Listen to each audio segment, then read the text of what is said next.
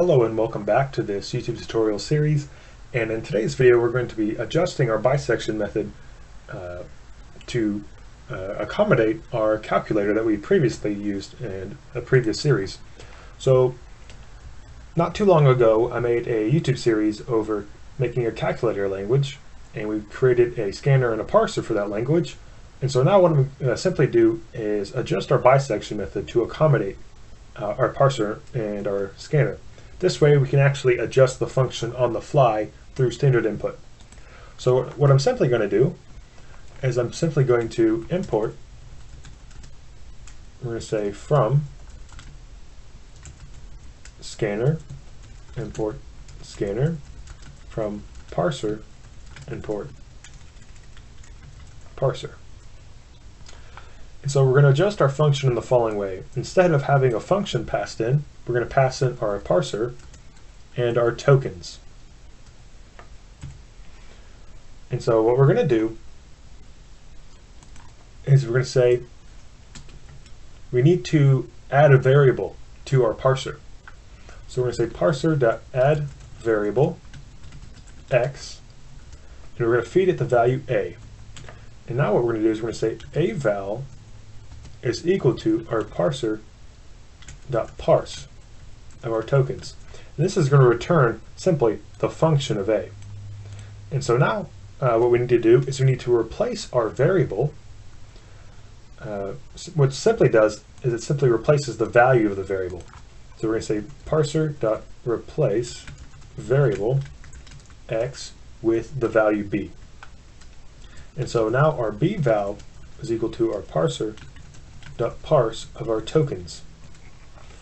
And so now since we have our a_val and our b_val, we say a_val times b_val.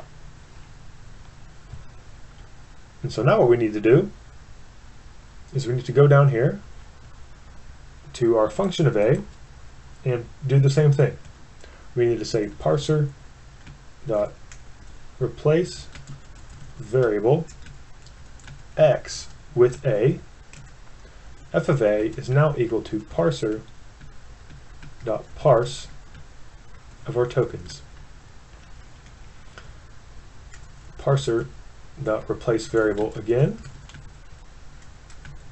of x, this time replace it with m. F of m is equal to parser.parse of m. Of tokens. And so that solves that. And at the very end, we need to actually remove our added variable.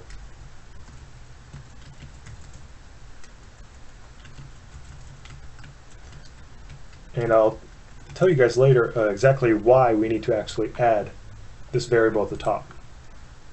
So here we have this.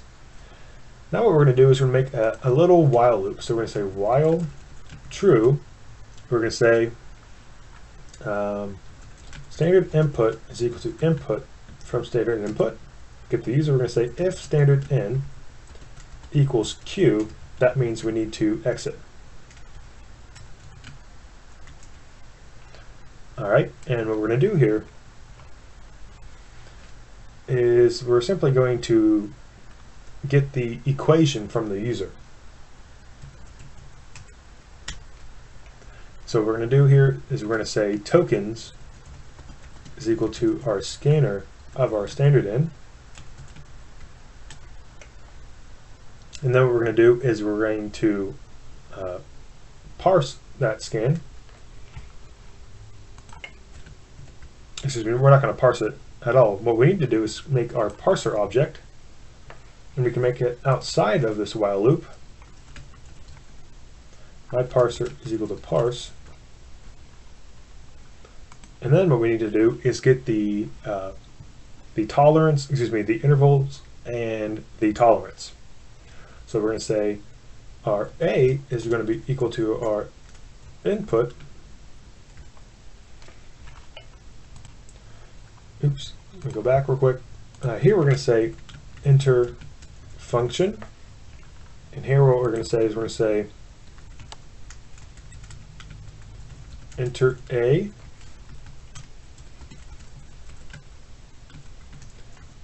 enter b, and then we're going to say input of enter tolerance.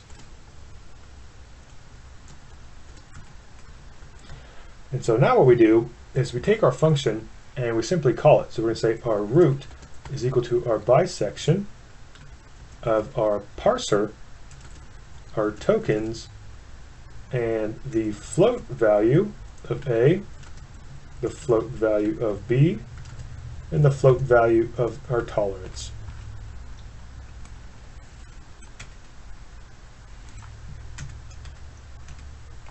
And then we're going to print out, we're going to say print root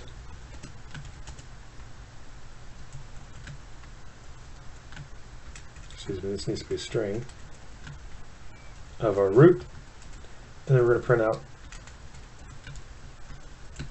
function at root value.